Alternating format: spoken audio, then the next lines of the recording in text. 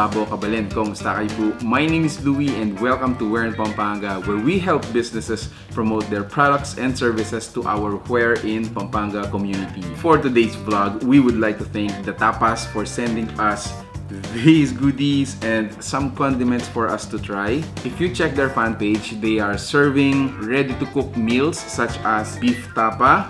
We also have beef salpicao and chicharon bulaklak. So again guys, these are ready to cook and they are kind enough for us to cook the meals in behalf of us para talagang tinitikman na lang natin. Now in addition to that, they are in collaboration with Prime Raw. I hope I was able to pronounce that correctly.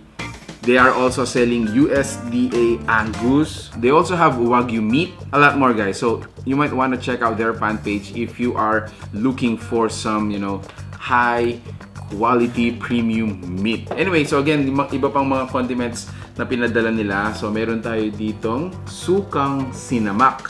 So this is an Iloilo version of spiced vinegar.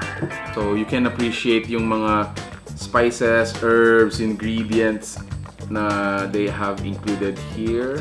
And then they also have brought us these Chinese chili oil bottles. So again, let me continue opening our meals for today. So in the middle, sabi ko nga dito, this is their chicharon bulaklak. Wow. And then this is also the beef salpicao. Wow, grabe, super ambango.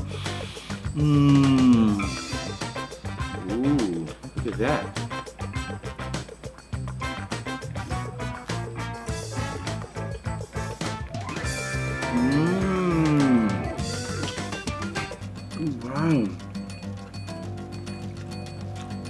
Grabe, I started to crave for a rice. Actually, terno to with a rice. So, nalasahan ko yung garlic, onion, some peppers, and actually it's a bit sweet, which I really like. And then lastly, yung aroma ng beef, grabe. I can almost imagine they got this really, really fresh.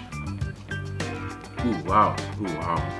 Okay, next I'm gonna taste is yung kanilang beef salpicao. Obvious observation, so you got your, your fried garlic on top. You can also see some peppers and onion and garlic. Beef salpicao is also inviting a rice, grabe. Now for the chicharon bulaklak, let me just, use my hand and then let's dip it here.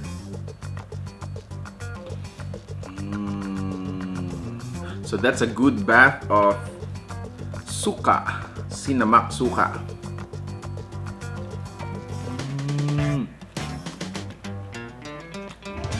Oh, wow. First off, ang sarap ng suka. Pero sa akin, it's a little bit stingy. I think medyo overpowered yung acidity. What I like about it, it is really spicy.